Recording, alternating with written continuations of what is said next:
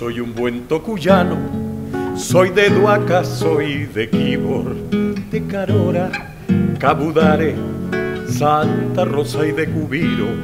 Soy también de Siquisique, cardenal de tierra adentro, vibró con un tamunangue a mundo Barquisimeto.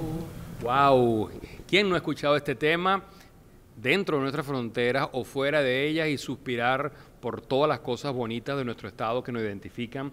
Y fíjense que tuvo que ser un aragüeño de nacimiento, pero larense de corazón, quien nos vino a dar ese sentimiento y que tiene tanto arraigo con nuestro gentilicio como lo es Virgilio Arrieta. Va a ser nuestro invitado en 60 minutos con José Luis Yepes a partir de este momento, y es difícil a veces presentarlo, ¿no? Porque es tan polifacético.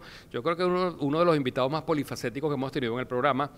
Músico, cantante, compositor, escritor, artista plástico, por cualquiera de esas, digamos, de esos ítems en ese abanico tan amplio, pudiéramos perfectamente hacerle un programa. Entonces, hoy la idea es un poco resumir y también presentar cosas nuevas, porque como dice Virgilio, él está muy activo, está celebrando sus 70 años de edad y lo está haciendo, por cierto, como el único artista que ha estado en gira por todo el estado Lara, o sea, en las capitales de municipios llevando su arte. La más reciente, hace poco, en la Perla del Norte, en Duaca, donde además recibió esa condecoración de hijo ilustre de Duaca, del municipio Crespo. Virgilio, encantado de tenerte en 60 minutos con José Luis Yepes.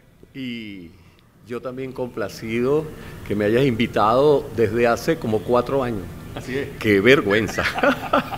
Bueno, lo bueno es esperar, diría alguien por ahí. El tiempo de Dios, claro, claro que sí. Estoy de gira por el estado, muy agradecido con el apoyo de todos los que corresponde a la cultura, las instituciones culturales, mi gente buena de Lara, y siempre quise agradecerle a Lara todo lo que me ha dado, porque desde que llegué aquí en el año 76 me siento como un hijo de este estado, y el cariño de la gente, el amor de la gente ha correspondido el trabajo que he hecho, porque como lo dije en Duaca, yo soy aragüeño y digamos, estoy orgulloso de mi origen, ¿verdad? Pero cuando viajo por el mundo, por todos los países que he ido y los que vienen ahora, yo represento a Lara, pero lo represento así, con esa esencia, como lo que canté. Lara es una sola.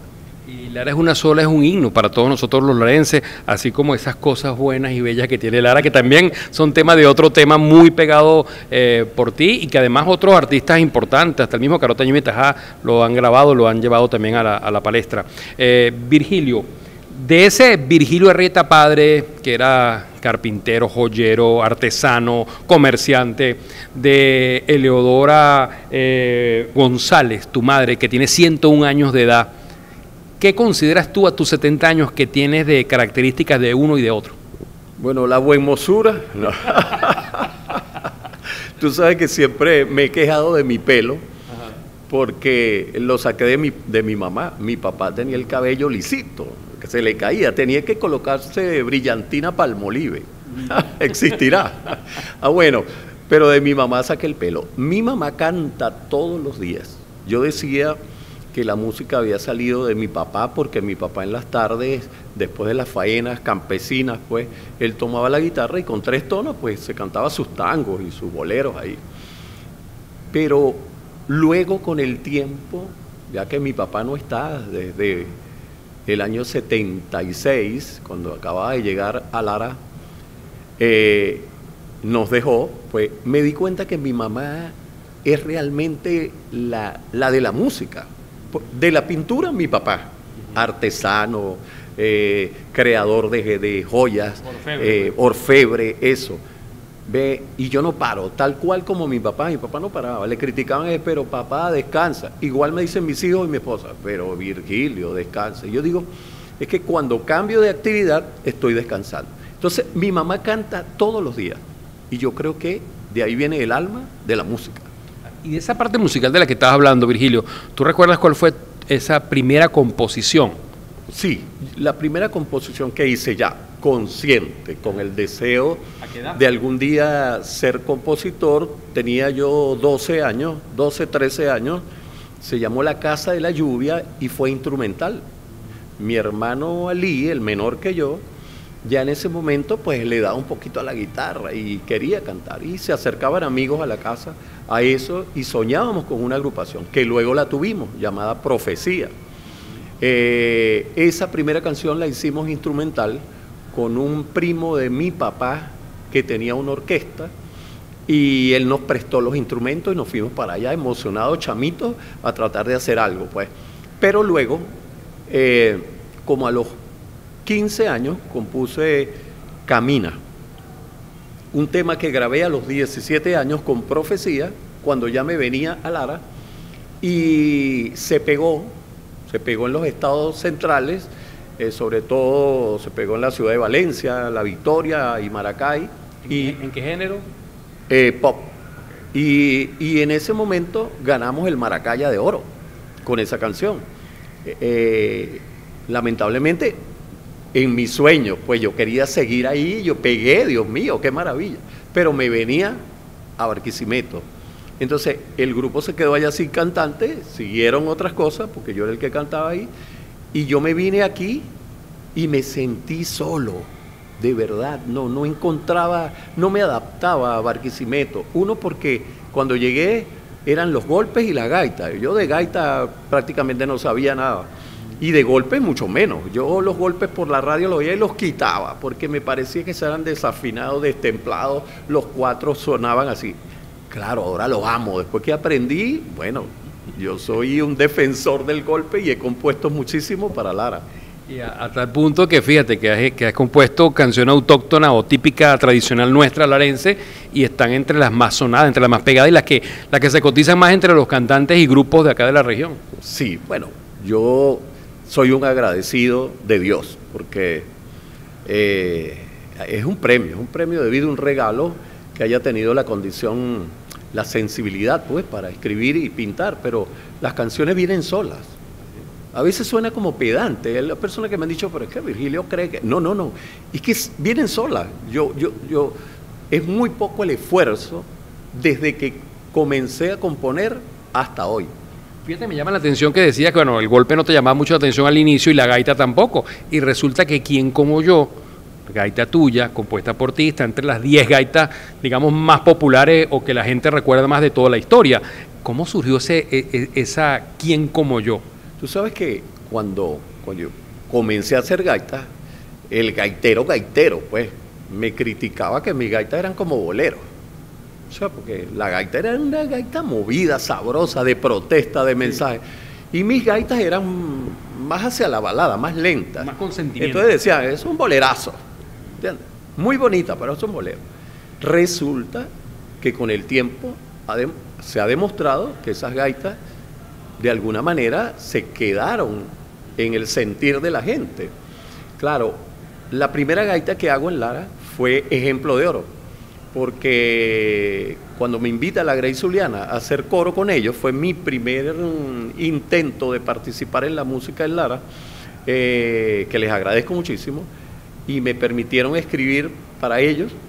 La primera gaita que hago la hago porque yo veía entre los grupos gaiteros que Grey Zuliana significa familia gaitera.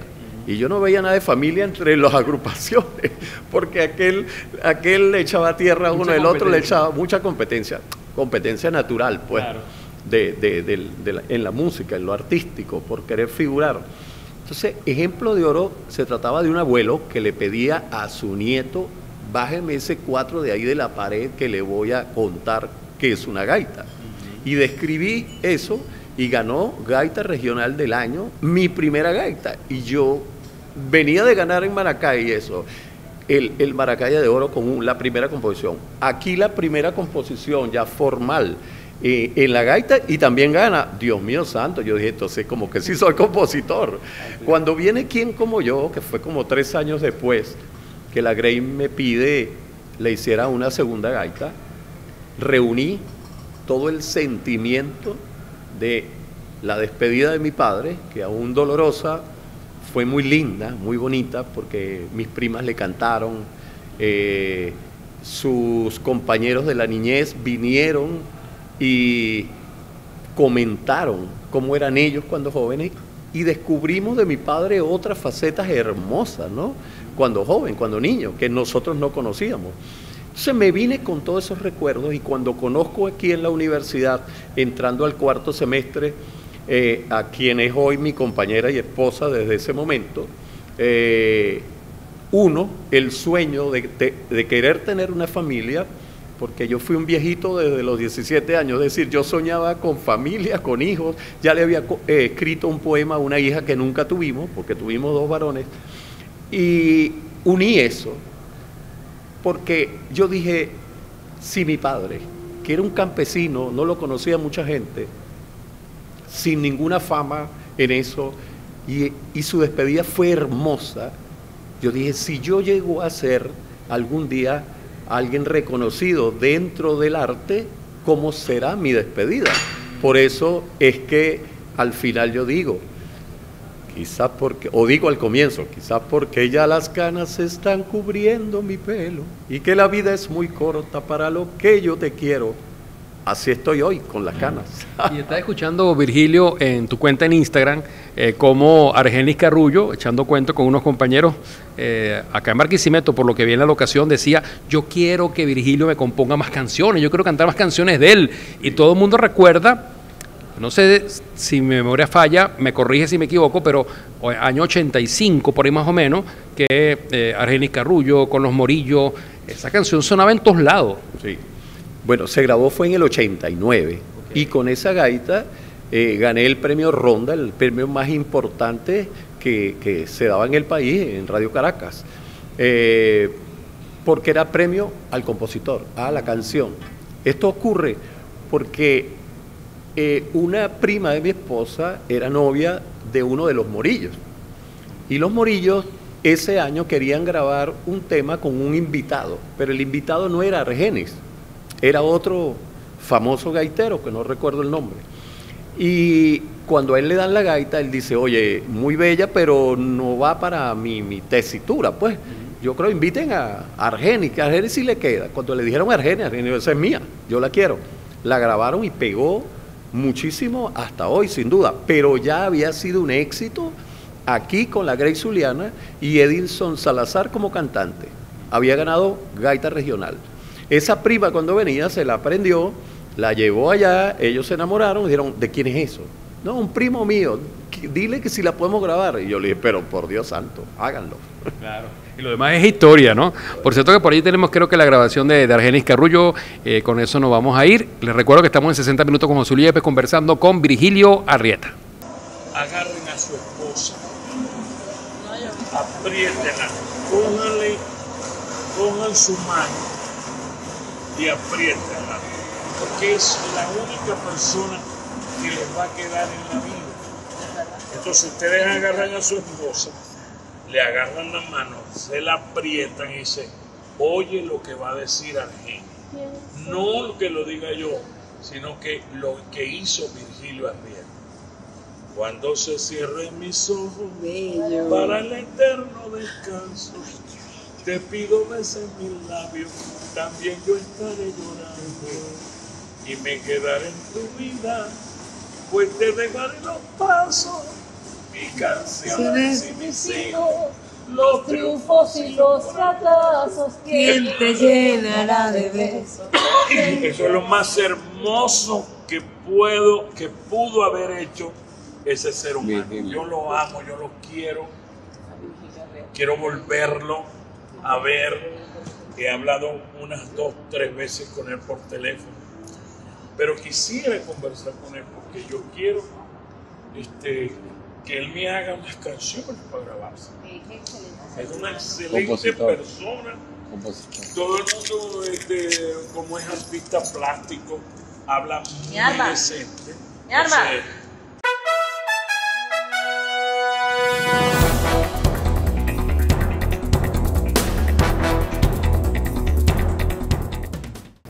Yo le quiero decir a usted que un mondonguito de chivo, unas arepas sabrosas hechas con maíz molido, el picante de chirel y la semato cuyana, una muchacha bonita y el suero hecho en Tapara. Yo le quiero decir a usted las cosas bellas de Lara.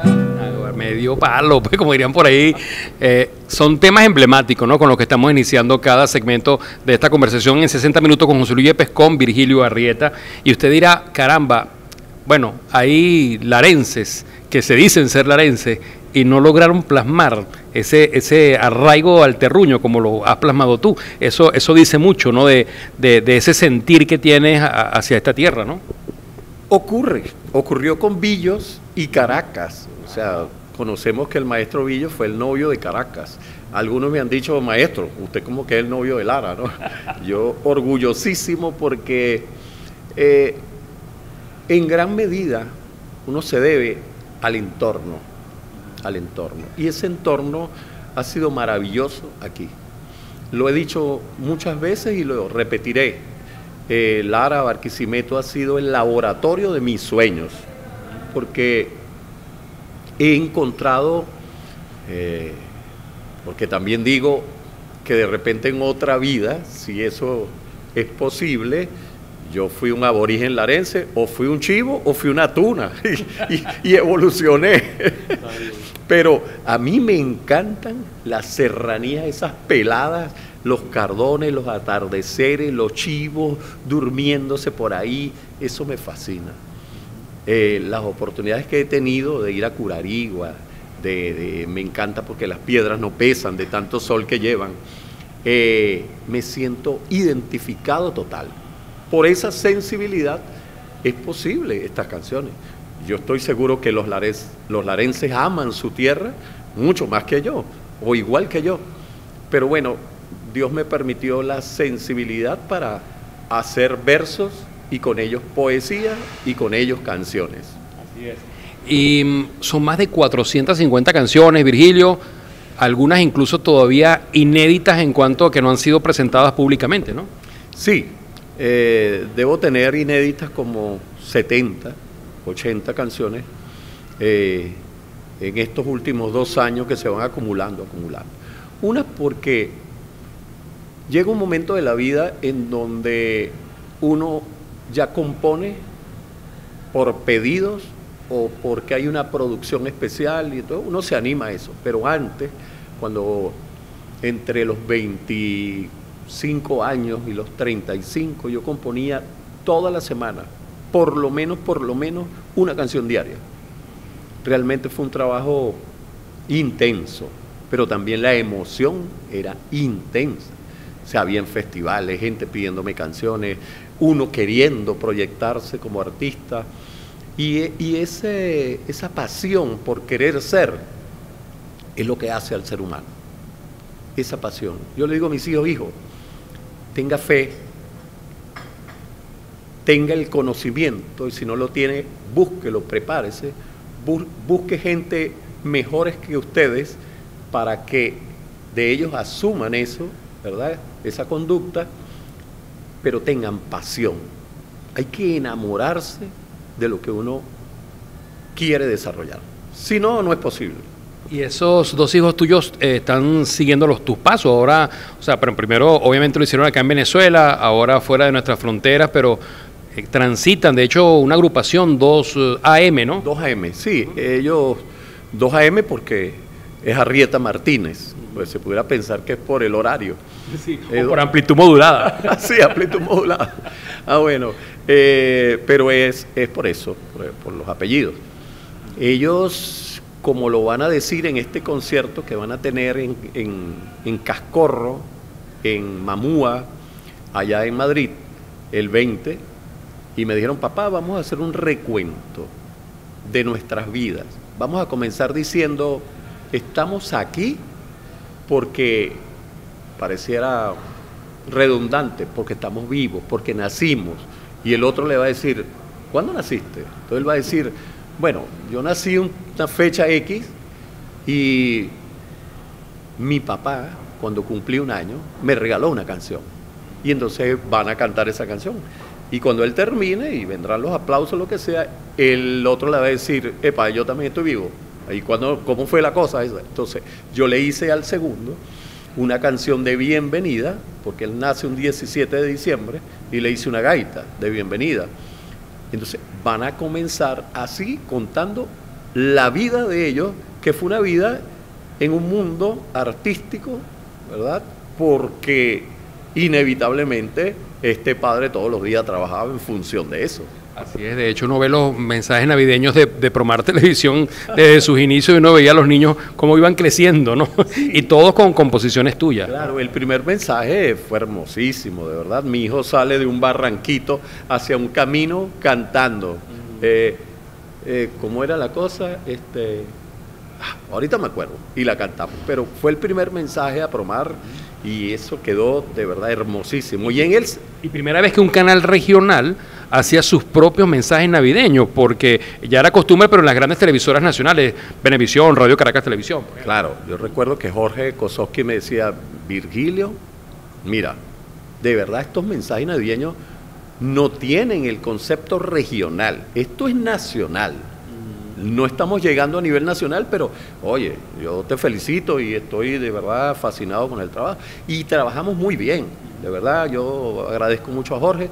El mensaje navideño que hice, conceptualizado en Bolívar, que lo comenzamos en la Plaza Bolívar, donde la estatua de Bolívar la humanizamos y Bolívar baja de allí a convertirse realmente en un ser humano activo, vivo, y se encuentra con un limpiabota, que era un niño de 6 años, que era mi segundo hijo, durmiendo en un banquito de la plaza. Así es. Virgilio, nos comentabas que tenías temas por allí que querías estrenar. ¿Hay alguno en especial que se te ocurra en este momento? Sí, tú sabes que en la gira he venido cantando un tema que le hice a una tía, que mi tía vivía en Caracas en el 23 de enero, y cuando nos visitaba Maracay, que nosotros vivíamos unos campesinos, pues, en un área hermosa, natural, pero cuando nos visitaba gente de Caracas, Dios mío, para nosotros era maravilloso, pues nos llevaba ropa, regalos y cosas, y la esperábamos, pues, ansiosos. Esa tía en una oportunidad, recuerdo que fue un domingo, ella había llegado un viernes, y el domingo había llovido, y para mí y para mis hermanos era costumbre comer mango. Yo me comía 15 mangos diarios, eso es una cosa horrible, pero hermosa. Y teníamos el río a 50 metros que pasaba por dentro de los terrenos de mi padre. Entonces yo había comido mango, cargaba las manos sucias, porque uno no, y cargaba una camisita azul. Y comiendo mango tenía toda la cara manchada con tierra y mango. Y mi tía me vio y me dijo, ¡ay, mi periquito azul! Porque ella, por los periquitos cara sucia, ¿no? Hice una canción de eso hace un año. Y la mayoría de los músicos dice, Virgilio, hay que abrir con música rápida los eventos. Y yo le dije, pero a mí me gustan las lentas. Incluí esa que es lenta y resulta que en la gira es la que más ha gustado. Entonces no sé si la cantamos. Claro que sí, vamos a escucharla. Vamos a cantarla. Se llama Periquito Azul.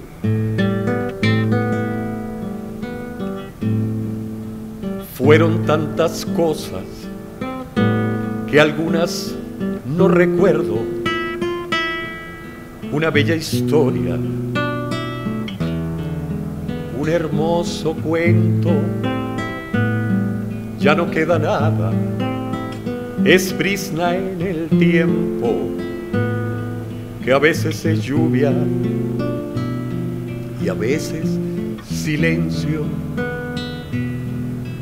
Yo era un periquito azul, eran montañas y un río, eran nubes de algodón, era todo el tiempo mío, una casita marrón, los mangos llenos de nidos, eran las metras y el trompo, y el patio con 1000 amigos, y era mi abuela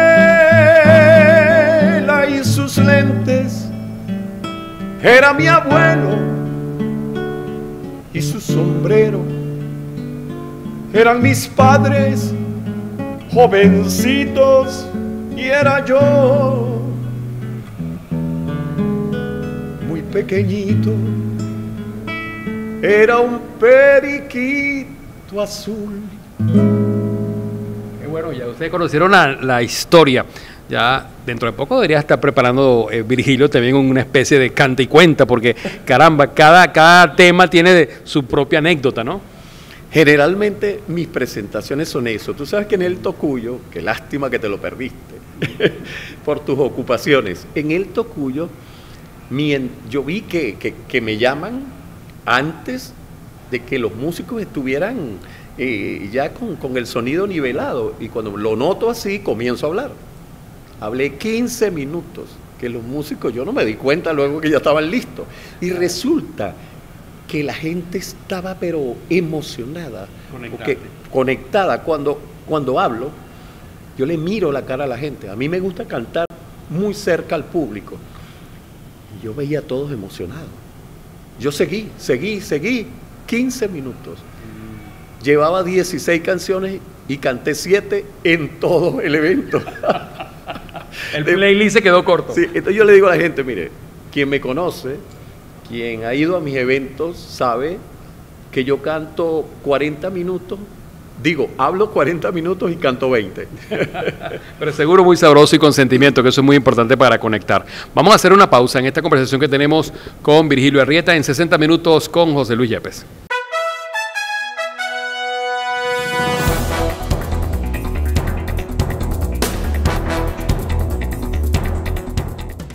Avanzamos en 60 minutos con José Luis Yepes, hoy conversando con Virgilio Arrieta. Virgilio, en esta parte queríamos abordar esa faceta como artista plástico, ¿verdad? Bueno, tengo aquí apuntado que son 7 murales entre algunos públicos y privados. Quizás uno de los más famosos es ese de 224 metros cuadrados que se titula Amundo Barquisimeto y que identifica al rectorado de la Universidad Centro Occidental Lisandro Alvarado, por cierto, universidad que te distinguió con su máxima condecoración recientemente. Y me gustaría saber también, entonces, porque tengo entendido que tienes murales en la Universidad José Antonio Páez, en Valencia, tienes murales en Bogotá, en otras regiones. ¿Cómo comenzó, Virgilio, esa etapa como artista plástico? Todo comienza en la casita marrón de la canción que canté de Periquito Azul, porque orgullosamente lo digo en todas mis presentaciones que nací en una casita de bloques, barro y zinc, a 50 metros de un río, en un ambiente natural hermosísimo, en ese valle Piedemonte hacia la bahía de Cata, en el Limón, Maracay, Estado de Aragua. ¿Qué pasaba allí? Era el gallo, la gallina y los pollitos, mi papá, mi mamá y mis hermanos. Realmente la casa más cercana quedaría a 1 kilómetro. Eran pocas casas en una zona de cañaverales, de mucha vegetación. A las 6, 7 de la noche ya eran las 12 de la noche para nosotros. Éramos todos reunidos alrededor de una mesa cerquita del fogón, mi mamá haciendo sus arepitas, sus empanadas o cualquier detalle para la cena, nosotros la tarea y luego el tiempo era, cada quien lo utilizaba de una manera. Yo me ponía a dibujar. Recuerdo que en esa época uno de los entretenimientos eran los suplementos. En el campo los suplementos eran extraordinarios, porque nos permitían leer, crear y soñar con las aventuras de Memín Pingüín, Batman y todos los demás héroes, pues. Y entonces yo los pintaba. Recuerdo que yo pinté a Mickey, pero miles de veces, al Pato Donald, a todos esos personajes de Disney, los pinté. Allí comienza mi pasión por la pintura. Me emocioné mucho con eso de dibujar y todavía amo dibujar. Yo casi que, si no todos los días, 4 días a la semana algo dibujo. Las maestras que me motivaron mucho y mi hermana mayor, que si recuerdo y me resuena en el alma, qué bonito te quedó, pero qué bello. Eso motiva demasiado. Y entonces las maestras se peleaban por Virgilio para que hiciera las carteleras. Entonces, para mí era fabuloso dejar de estar en el salón de clases para ir a hacer las carteleras. O sea, me daban el permiso y para mí era vacaciones en el día.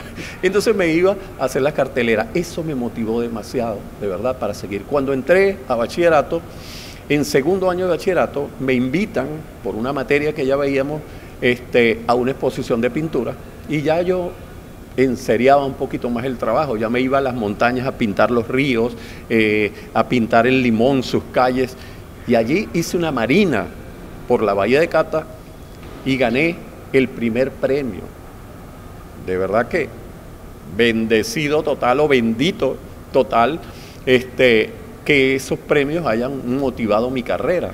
Eso lo hice en la escuela técnica, mentira, en el Valentín Espinal, hasta el tercer año. Después de ahí pasé a la escuela técnica y ahí en la escuela técnica empecé a cantar ya sintiéndome como sí puedo hacerlo.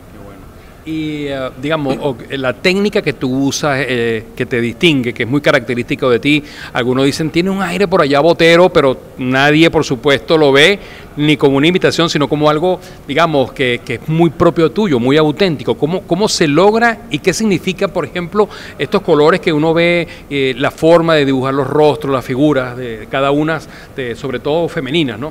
Sí, cuando dejo mi carrera formal universitaria, yo gerenciaba, estuve como auditor general de 17 empresas, fue mi último cargo. Ya yo decía, esto no es lo mío es el arte, ¿cómo hago? Y en Maxis, cuando existía, me permitieron una galería, se llamó Aguatinta, ahí comencé a hacer retratos. Y llegó un momento que hacía un retrato en la mañana y uno en la tarde, a carbón o a pastel. Me fue muy bien, de verdad. Y llegó el momento en que ya tenía fotos así, rumas para pintar, y yo no quería, porque era primero el ojo, después la nariz, después el ojo, y eso se volvió rutina. Y decidí buscar un estilo. ¿Qué hago? ¿Qué pinto? Y como siempre fui figurativo, decidí seguir en la figuración, pero en vez de pintar el realismo externo, es decir, la oreja, el ojo, la nariz, la boca perfecta, no, yo quiero pintar al ser humano por dentro. ¿Cómo hago? Dios mío, una vez iba a cantar al Teatro Juárez y duchándome, después que salgo de la ducha y me voy al espejo, me doy cuenta que estoy como buscando cuál es el lado donde uno cree que se ve mejor. El ángulo, pues. Y sí, y yo dije, oye, aquí hay algo. Porque uno siempre está pendiente, sensible a qué pasa, ¿no? Y se me prendió el bombillito. Les explico, con la obra. Allí me di cuenta que los seres humanos somos duales. Vivimos entre el bien y el mal. La noche y el día. Lo bueno y lo malo. ¿Entiendes? El yin y el yang. Y decidí hacer un rostro compuesto por dos rostros. Un rostro de perfil y uno de frente. El rostro de perfil, cuando nosotros nos mostramos de perfil, pareciera que no nos estamos mostrando total, sino, tú sabes, ¿no? Previendo, con una carta bajo la manga. Ese rostro de perfil es el que nosotros pulimos para mostrar en la calle, para vender en la calle nuestra imagen. Ese rostro tapa al rostro que está de frente. El que está de frente tiene todos nuestros temores, nuestras angustias, nuestras verdades. Uno no llega y le presentan a alguien y uno dice, mira, yo sufro del corazón y soy nervioso y le tengo miedo a las alturas. No, uno dice, ¿cómo están? Perfecto, estoy muy bien. Porque uno va a vender lo mejor que tiene, la mejor versión. Pero tapa al verdadero rostro, a lo que realmente somos. Y esta sombra que está aquí, que llega hasta los ojos, que tienen todas mis obras. Yo pinto un perro y tiene esa sombra. Pinto un caballo y tiene esa sombra. Cuando busqué cómo pinto a un ser humano un buena gente, ¿cómo lo pinto? Y recordé a mi padre sentado en el jardín, recostado a la pared con su guitarra, y por el camino real, pasaba la gente y lo saludaba. Y decía, don Virgilio. Y él contestaba igual, ¿cómo está, don Virgilio? Y recordé que quienes pasaban por ahí, el campesino, lo que uno oía del campesino era, ese es un hombre honrado, ese es un hombre sincero, su palabra es un compromiso. Entonces yo dije, ese es el ser humano que yo quiero pintar. Ese ser humano para mí fue un ejemplo, ¿verdad? Y entonces yo dije, pero ¿cómo lo pinto? ¿Con qué símbolo? Y recordando que ellos se saludaban bajando un poquito la cabeza, dije, la única manera que nos dé sombra hasta los ojos sin tener un sombrero, es que bajemos la cabeza. Pero ellos no bajaban la cabeza en sumisión, no, era en reconocimiento de la dignidad del otro como ser humano. Y me parecía espectacular. Mira, me erizo pensando en que ellos realmente decían, tú eres un ser humano ejemplar, yo también, vamos a entendernos, vamos a abrazarnos como venezolanos. Por eso todas mis obras tienen esa sombra que significan un ser humano buena gente, humilde, sencillo, transparente, y la dualidad del ser humano que está en todas mis obras. Pero además generalmente están los cardenalitos, porque es el agradecimiento a mi laboratorio de sueños, que es Lara, representado por el cardenalito, y algunas veces coloco un azulejo que era nuestro compañero en las matas de mango, en el limón, pero que abundan, extraordinarios del Parque Henry Pittier. Virgilio, ¿cómo surge el Amundo Barquisimeto, ese gran mural de 224 que más que identificar a la UCLA, identifica a Barquisimeto, identifica al Estado Lara?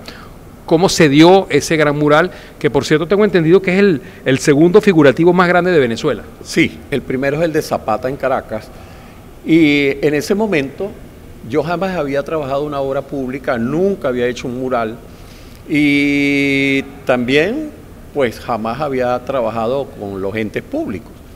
Y bueno, me llamó un amigo, yo lo acababa de conocer, o digamos, nos habíamos visto una sola vez en una reunión, y ya, no lo he visto más. Él me llama y me dice, Virgilio, ¿cómo estás? Mira, hay un proyecto de hacer un mural en la ciudad, grande, y me gustaría que tú pasaras un proyecto.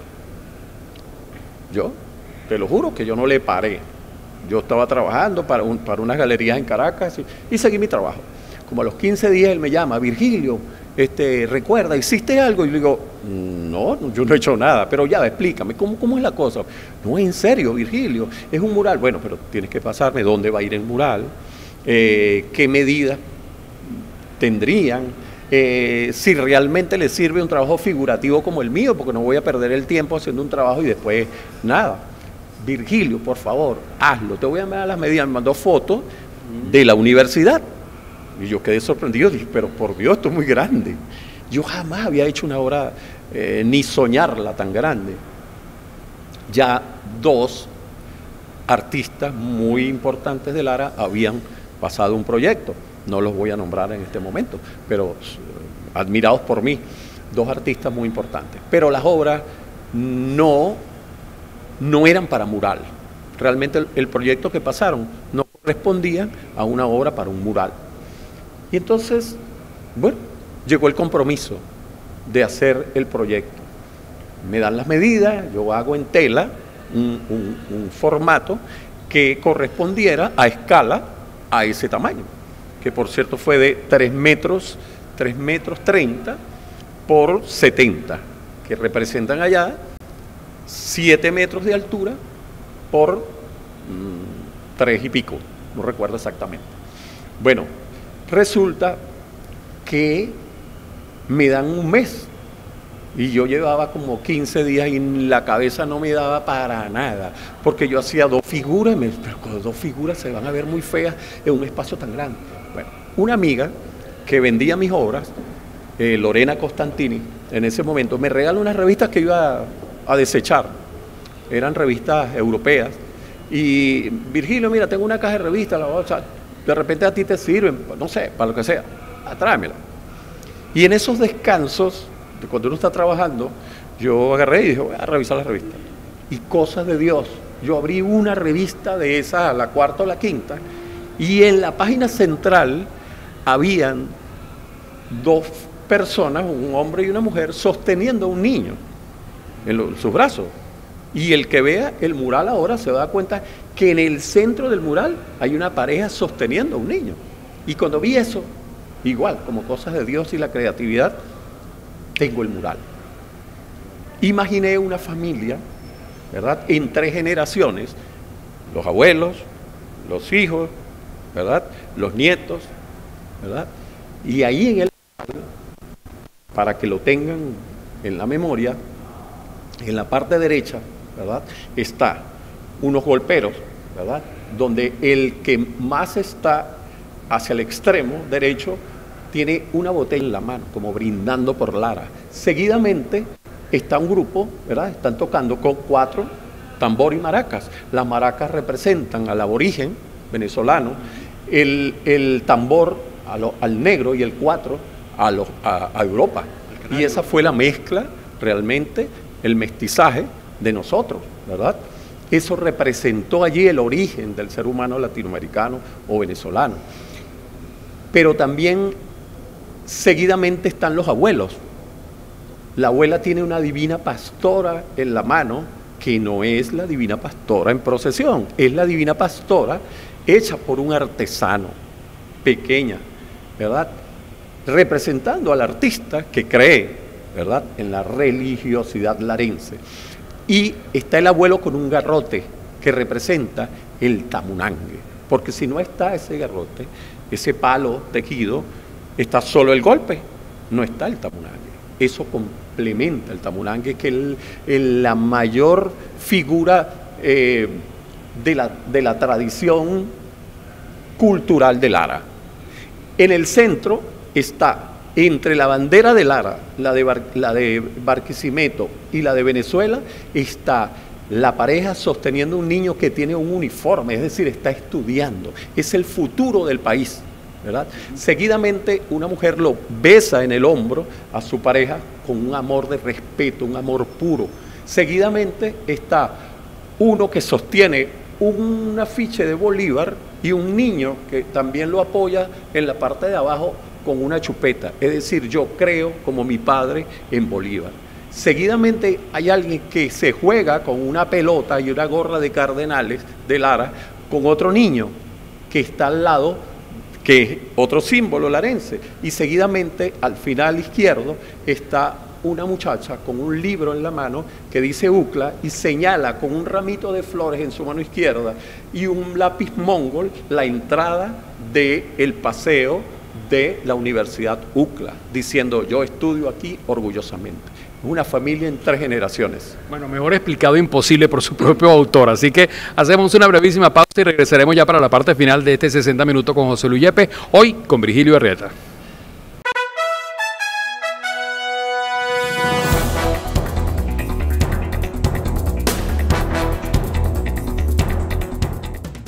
Continuamos en 60 minutos con José Luis Yepes. Ya en esta parte final hay que decir que se nos hizo muy corto, muy rápido, porque es un personaje que podemos abordar desde diferentes aristas, pero para ganarle tiempo al tiempo, hablemos del Virgilio Arrieta en esta primera parte de este segmento familiar. ¿Cuándo conociste a tu esposa? ¿Cuándo decides conformar hogar y la llegada de esos hijos? Tú sabes que yo entraba después del básico que había que hacer para cualquier carrera, entraba a la universidad. Yo vine a estudiar ingeniería electrónica, pero tuve que cambiarme después de la muerte de mi padre a trabajar de día y estudiar de noche. Y de noche había contaduría, economía, y me pasé a la UCLA. Ahí se combinó el pensum viejo con el nuevo. Generalmente estudiábamos, el 80% eran hombres y mujeres, ¿verdad? Pero luego se combinó con los nuevos que entraron y entraron unas muchachas espectaculares. Dentro de esa, la mía, pues. ¿El nombre? Entonces, Gloria Esperanza. Y resulta que yo llegaba temprano, porque yo trabajaba en La Miel, en Licorerías Unidas, y cuando me venía a las 4 de la tarde, yo entraba a las 6:30, llegaba a las 5 de la tarde, esperaba. Entonces llegaba a clase temprano, de los primeros. Y ella ya estaba casi full el salón y llegó ella, porque ella andaba perdida buscando dónde estoy. Y entró ahí y se sienta detrás de mí. A ella se le cae un lápiz, yo lo recojo, se lo doy, y cuando se lo di, ella me dijo, eres mío. Mentira. Pero fue casi así. Claro.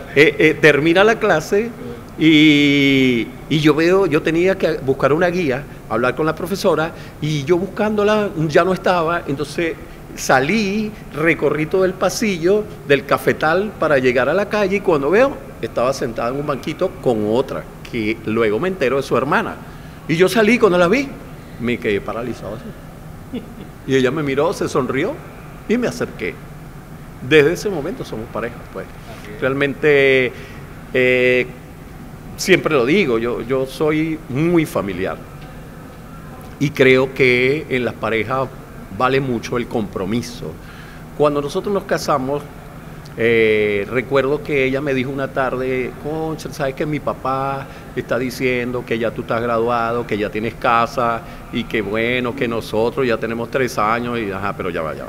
¿Qué te dice? ¿Qué? ¿Que tenemos que casarnos? Bueno, no, pero tú quieres. Sí, bueno, la próxima semana.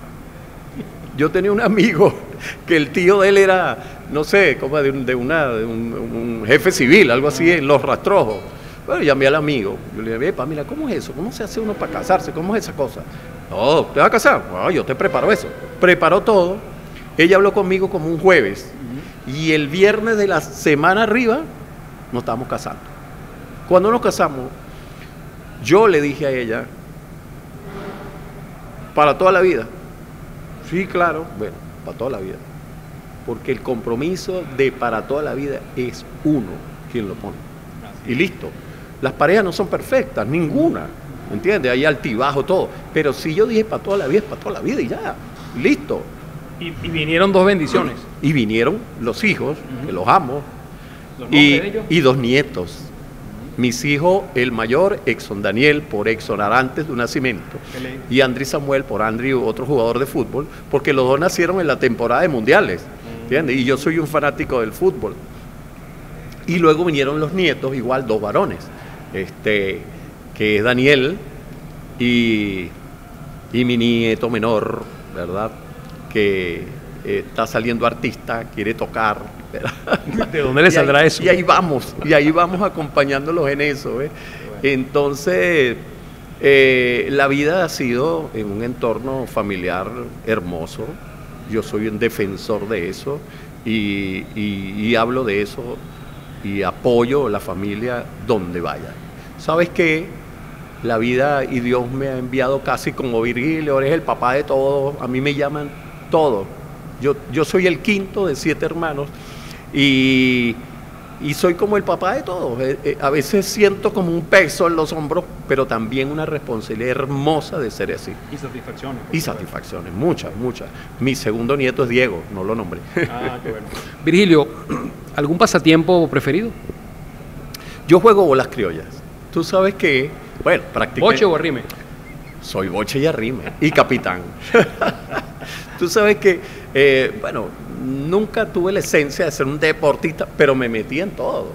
Hasta escribiste el himno de los toros coleados. Escribí, fíjate, sin saber montar caballo, no, sin monto.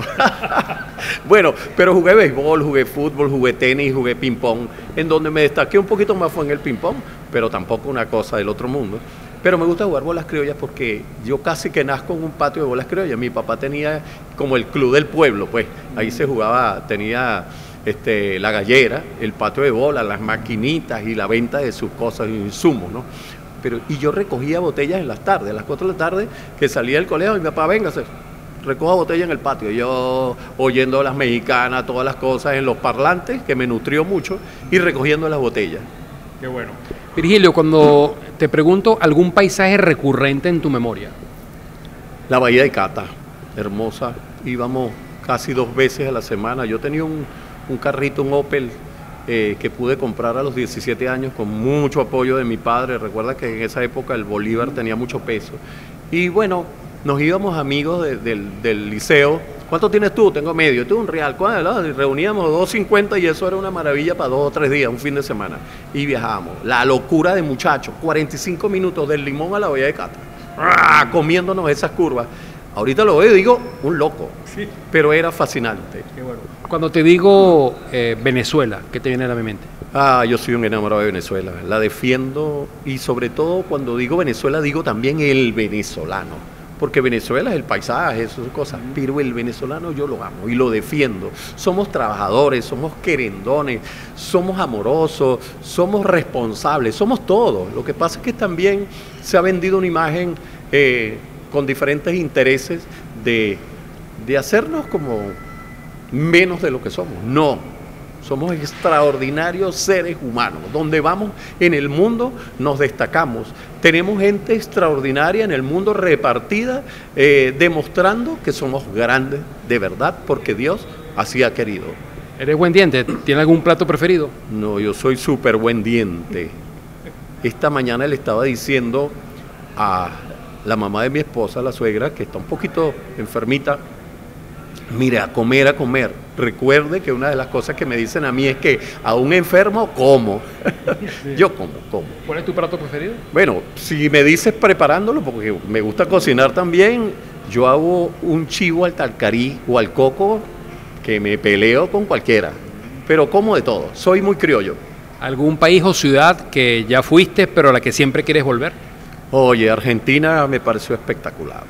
En Argentina quizás porque fue una gira musical y donde nos atendieron en todas partes, sentí el calor humano del latino, la sencillez de los argentinos. Dicen que bueno, que la pedantería, pero eso es en la zona porteña, pues, que igual no se lo critico. A mí me gusta la gente templadita, que se quiere, con una autoestima arriba, como debe ser.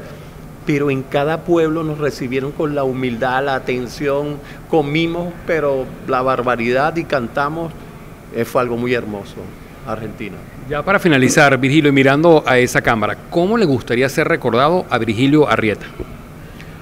Como un ser humano responsable de su camino, que supo agradecerle a Dios todas las bondades que le permitió y que no se fue sin dejar una huella y tener un fueguito encendido para motivar el fuego de los otros, que es el amor. Qué bueno, gracias Virgilio por recibirnos, por describirnos parte de esas hojas de vida. Hay que agradecer a los buenos amigos del Lidotel que nos ofrecieron su espacio, donde hay una muestra permanente de Virgilio Arrieta y próximamente la reinauguración de ese gran mural acá en Lidotel. Así que gracias por eso. En la cámara y la producción de Carlos Guerra, les saludó José Luis Yepes. Será hasta un próximo 60 minutos. ¿Eres un plano cerrado de la guitarra? Ajá. Sí. 1, 2, adelante, maestro.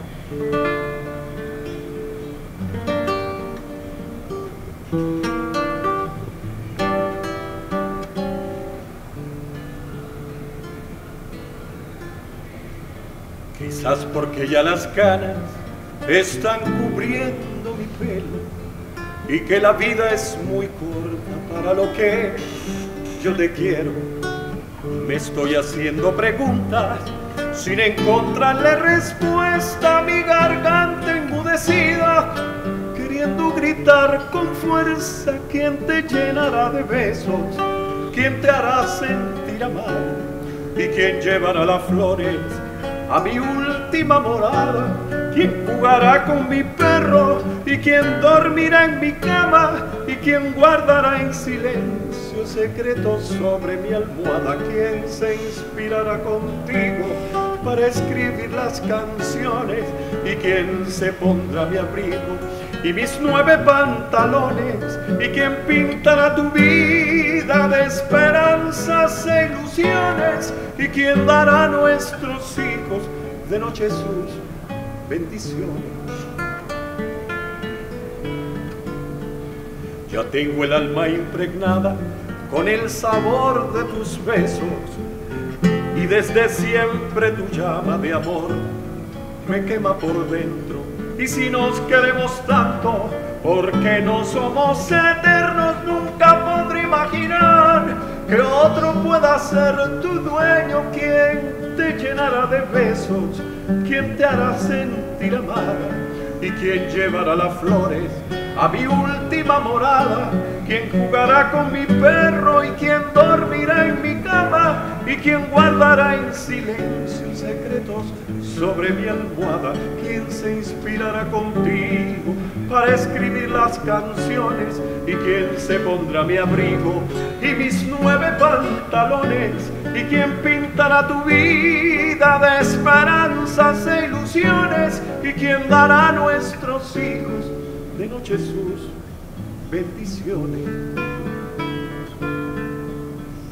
Cuando se cierren mis ojos para el eterno descanso, te pido beses mis labios, también yo estaré llorando y me quedaré en tu vida, pues te dejaré los pasos, mis canciones y mis hijos, los triunfos y los fracasos. ¿Quién te llenará de besos? ¿Quién te hará sentir amada? ¿Y quién llevará las flores a mi última morada?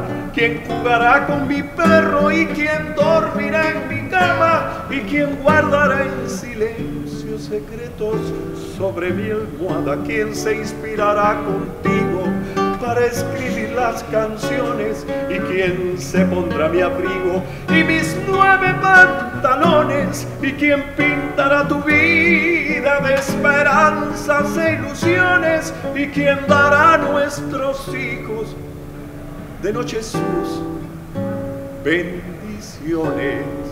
Que Dios me los bendiga. Amén.